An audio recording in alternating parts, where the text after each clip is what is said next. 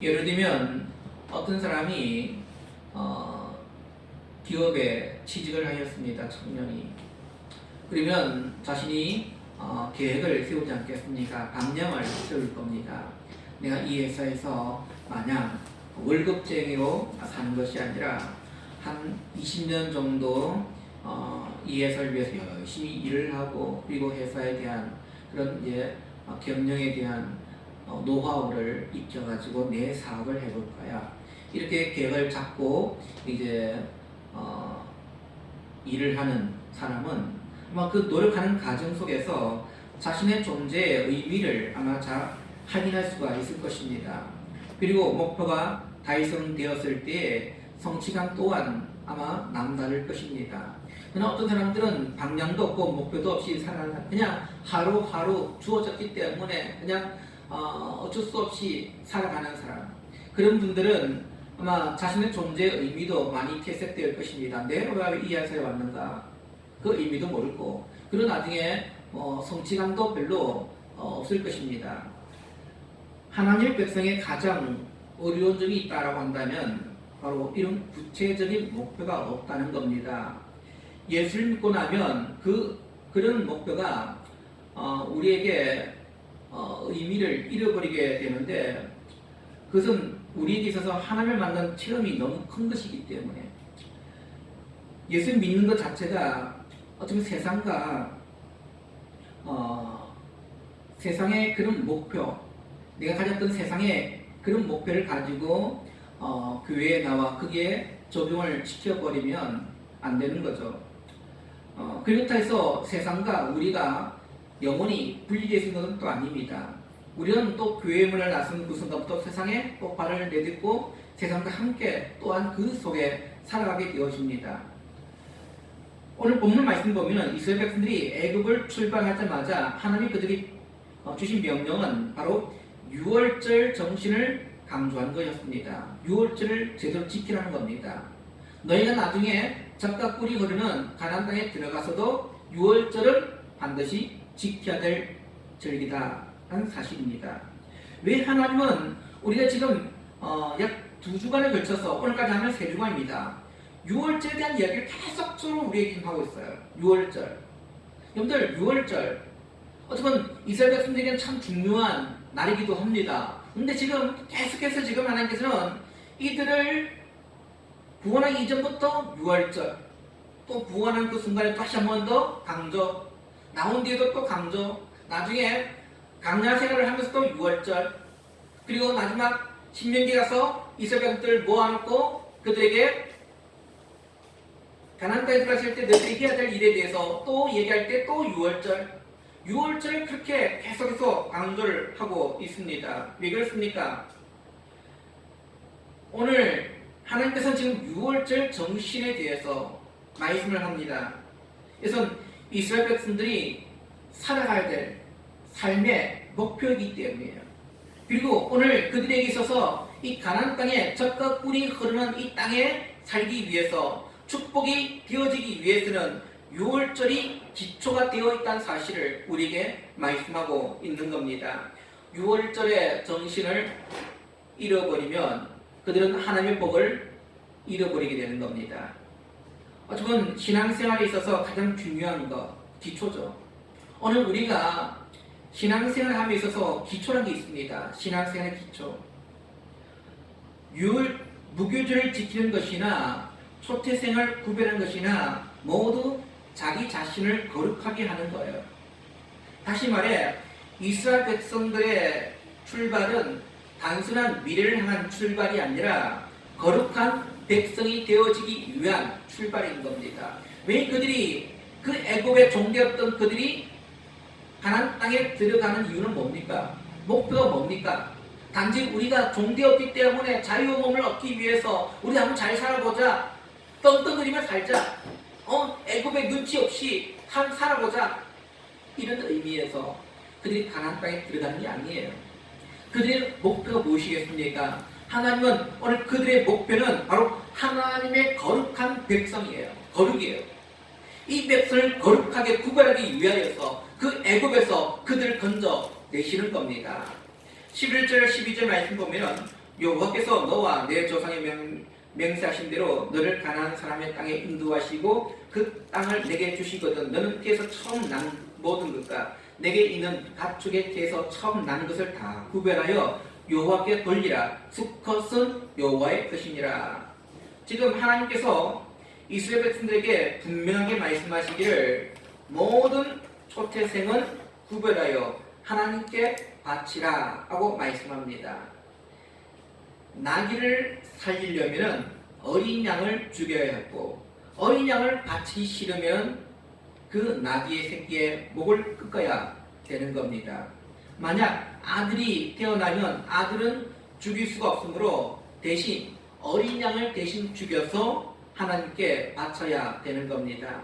사람이든 짐승이든 첫 새끼는 하나님의 것이고 하나님께 바쳐져야 되는 겁니다.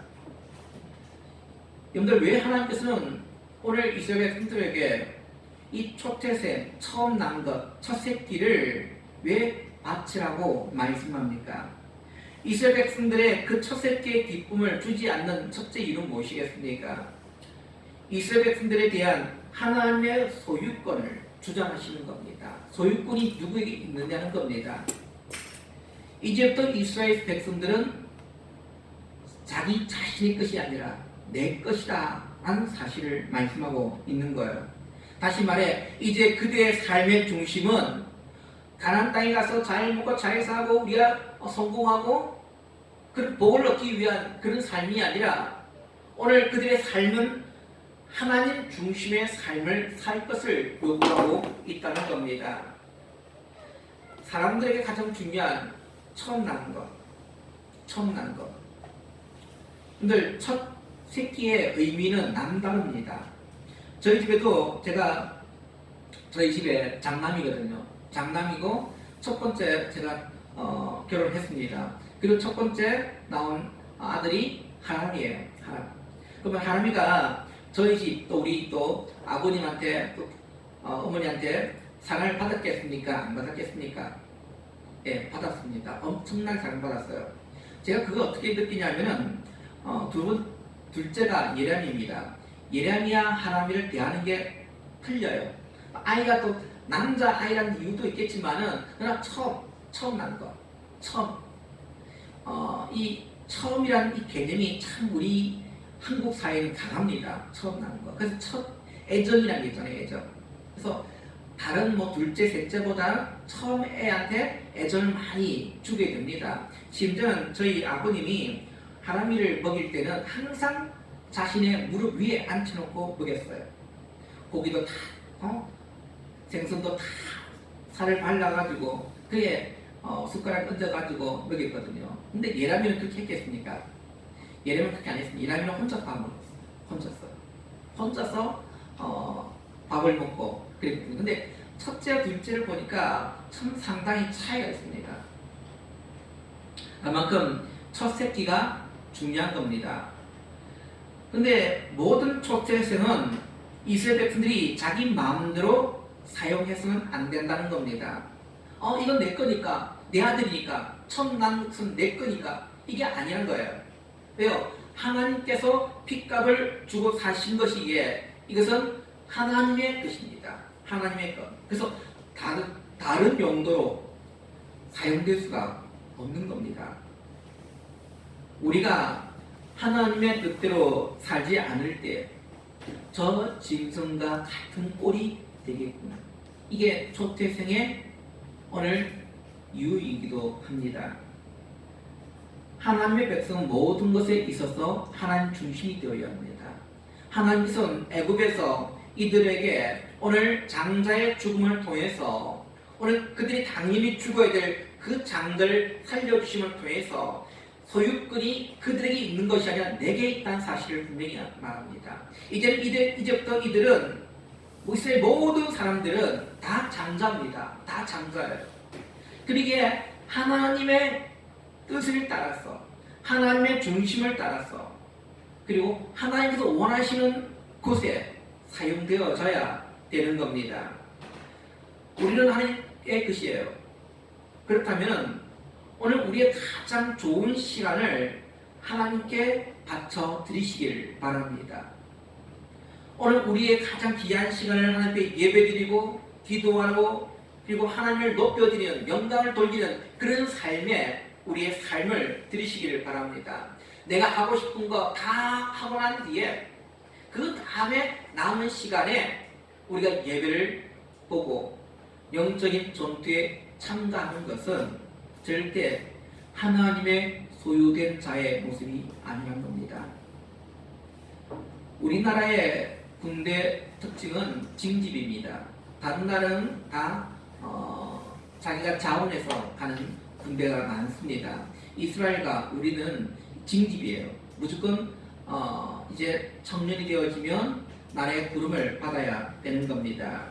그래서 신체 검사를 하고 이제 내가 군대 가겠습니다 하고 이제 신청을 하게 되어지면 국가에서 병무청에서 영장을 이제 발부를 합니다. 영장 소집을 합니다. 그러면 영장을 받으면 어떻게 해야 합니까? 영장을 받으면 언제까지 오십시오 라고 이제 날짜가 되어 있습니다. 하나미가 1월 4일 날 입대를 했습니다. 영장이 한 달 전에 보통 영장이 나와요. 그럼 이제 한 달 동안 이제 자기가 정리해야 될 것들을 다 정리를 하고 이제 1월 4일 되어지면 군에 가야 되는 겁니다. 근데 나는 가기 싫어요. 나는 안 갈래요. 하고 영장이 나왔음에 불구하고 군에 가지 않으면 어떻게 됩니까? 결국은 감옥에 갇히게 되는 거예요. 영장을 받으면 무슨 일이 있어도 가야 되는 겁니다.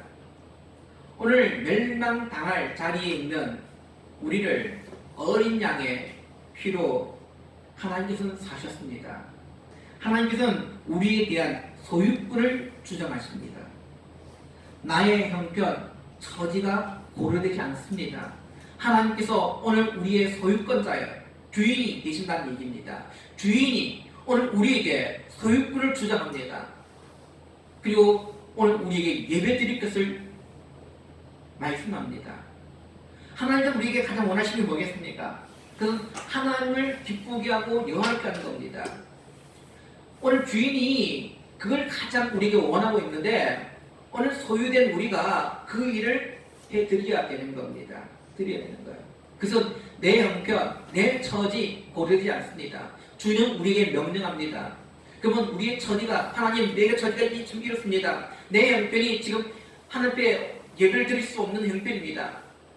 그렇기 때문에 나는 못하겠습니다. 다 아니에요.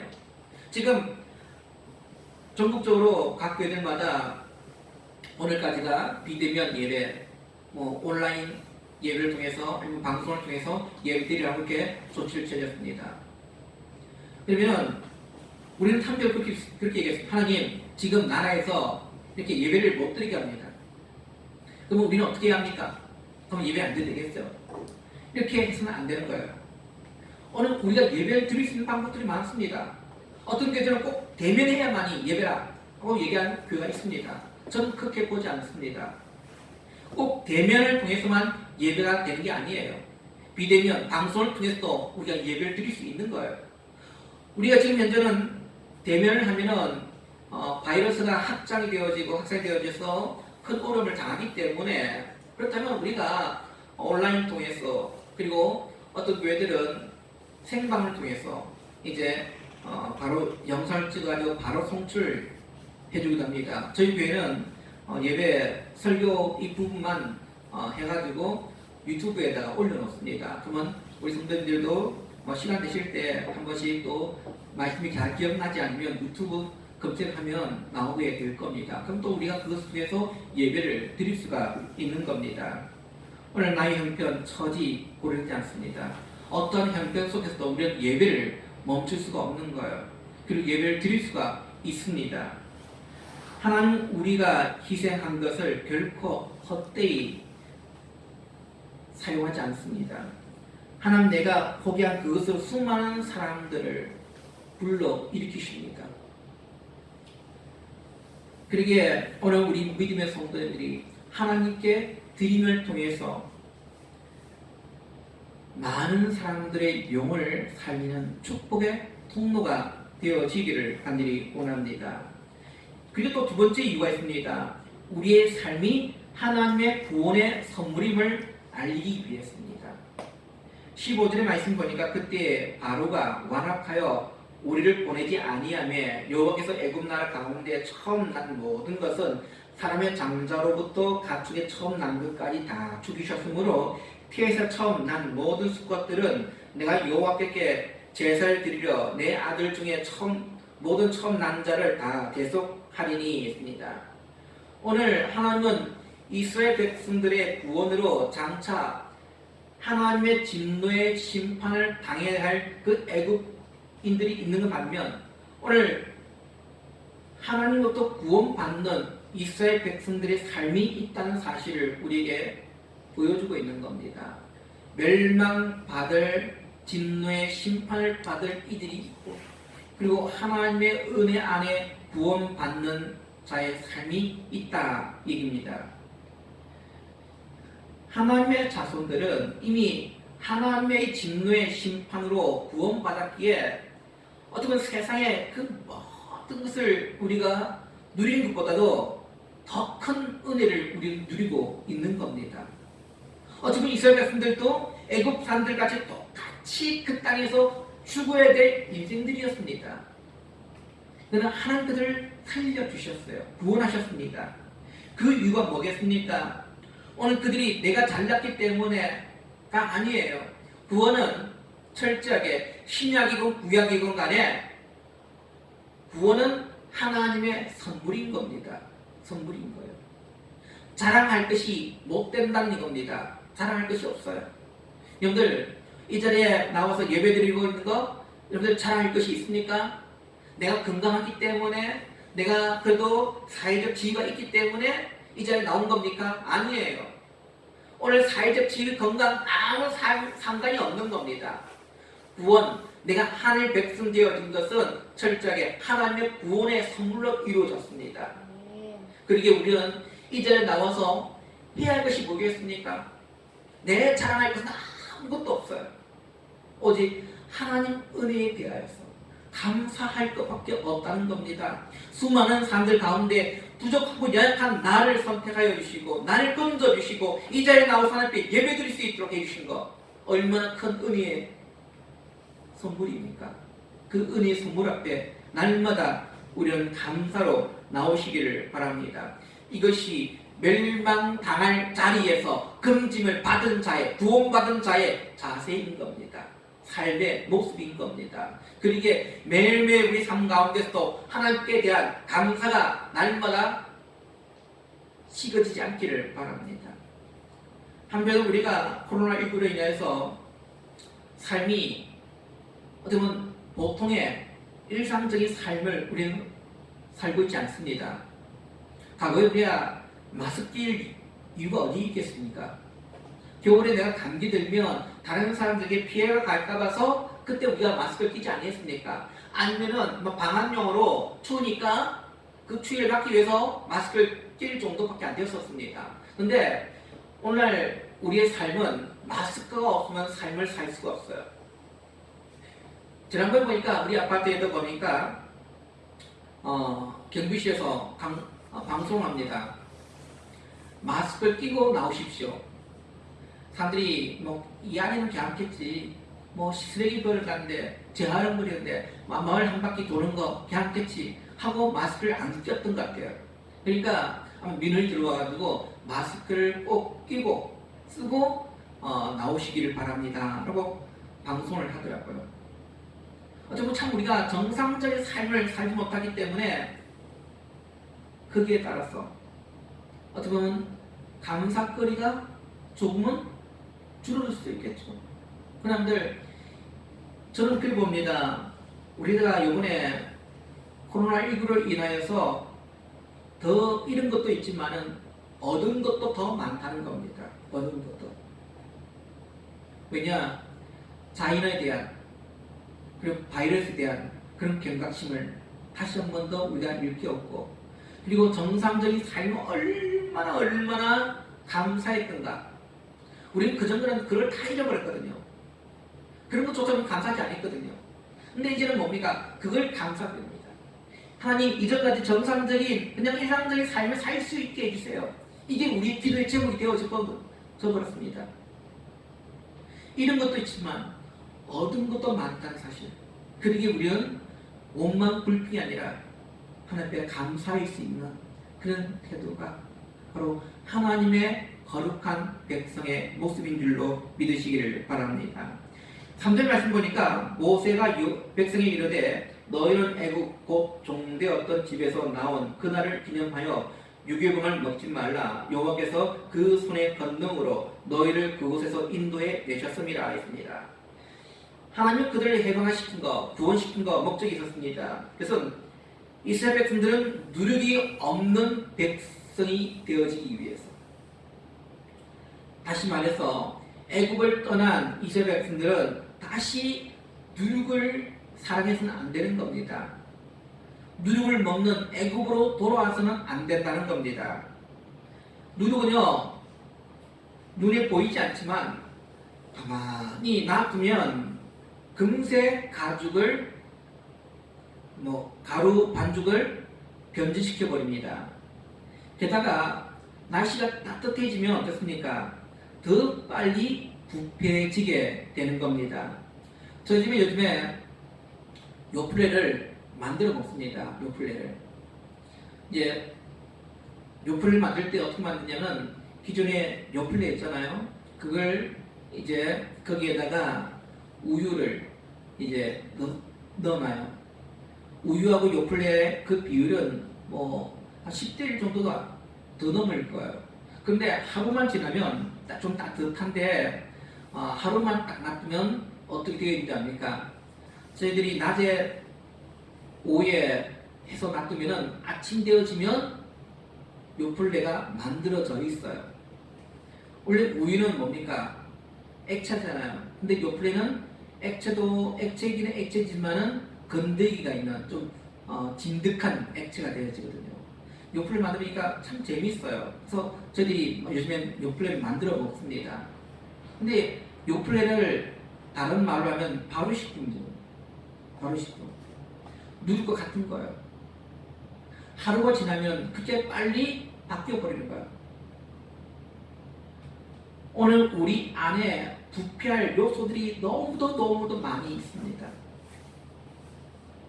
근데 그 부패한 요소들을 늘 우리가 점검하지 않고 그리고 거룩한 생활을 하지 않게 되어지면요, 금방 변질되어 버립니다. 변질되어 버려요. 썩어 고약한 냄새를 만들어 내는 겁니다. 그렇게 우리는 늘 하나님의 말씀 앞에 우리의 자신을 늘 내려놓으시기를 바랍니다. 여러분들, 교회 부흥은 단순히 사람이 많아지는 거, 그걸 가지고 우리 부흥이라 얘기하지 않습니다. 진정 부흥은 뭡니까? 모든 성도들이 늘 자신의 삶을 되돌아보면서 늘 하나님 앞에 내 말씀을 통해서 비춰보는 삶을 살아가는 이들이 많아지는 거예요. 여러분들, 거룩하지 않는 하나님 백성이 많은들 무슨 소용이 있습니까? 그들을 가지고 세상의 빛을, 소금의 역할을 감당할 수 있겠습니까? 할 수 없는 거예요. 세상에 영향을 줄 수 없는 거예요. 하나님 우리에게 거룩한 자로서 세상 가운데 빛이 되어지고 소금이 되어라고 우리에게 말씀합니다. 영향력을 줄 수 있는 삶을 우리에게 말씀합니다. 그러기 위해서는 우리는 어떻게 합니까? 말씀 앞에 날마다 우리 모습을 조명해야 되는 거예요. 부패하고 그리고 변절될 만한 모든 것들이 있다면 다 제거를 해야 되는 거예요. 제거를 해서 날마다 우리가 정결한 자로서 거룩한 자로서 한편 나와야 되는 거예요. 그 세상 앞에 나와야 되는 거예요. 그래야만이 세상에 거룩한 빛이 되어지고 소금이 되어서 세상을 비춰갈 수 있는 이 시대의 마지막, 어쩌면 정말 하나님께서 이 시대에 우리에게 요구하고 있는 마지막 사명을 우리 또한 감당할 수가 있는 줄로 믿습니다. 이스라엘 백성들이 강야에서 어쩌면 하루하루를 살아갑니다. 근데 그 하루하루의 삶은 넉넉한 삶이 아닙니다. 어떤 모아놓고 살만한 삶이 되지를 못합니다. 하나님께서 그들에게 일용할 양식을 주시는 것도 며칠, 한 몇 달 먹을 양식을 주시는 겁니까? 그래서 그들의 복간에 쌓아두라 하고 말씀하셨습니까? 아니에요. 하루하루 먹을 거예요. 하루치의 양식. 어떻게 보면 그들이 복간에 쌓을 만한 그런 가치가 있는 게 아니었습니다. 그렇지만 그들은 그 하루하루의 그 삶 속에서 물을 바라봤습니까? 하나님의 국률과 하나님의 은혜와 하나님의 능력을 그들 바라보았습니다. 그러기에 그들은 늘 거룩한 삶을 살 수가 있는 것입니다. 그런데 이스라엘 백성들이 언제부터 우상을 섬기게 되었습니까? 당장 아니에요. 그들이 가나안 땅에 들어간 그 순간부터 그 우상 섬기는 삶을 살게 되는 겁니다. 왜요? 하루하루의 양식이 아니라 그들이 농사를 잘 짓게 되어지면, 살만해지면 더 큰 국가를 만들고 거기에 양식을 채워놓고 경제적으로 넉넉한 삶을 살아갈 때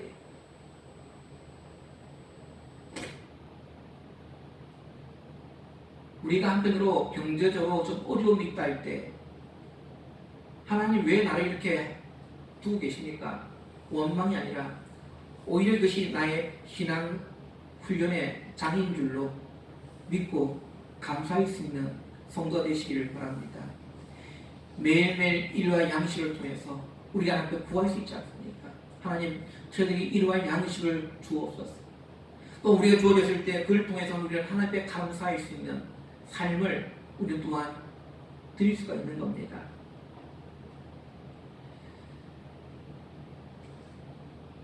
하나님은 오늘 우리에게 하나님의 은혜 가운데 이 땅 가운데 거룩한 백성수의 그 출발에 있어서 가장 중요한 것은 신앙의 기초인 거예요.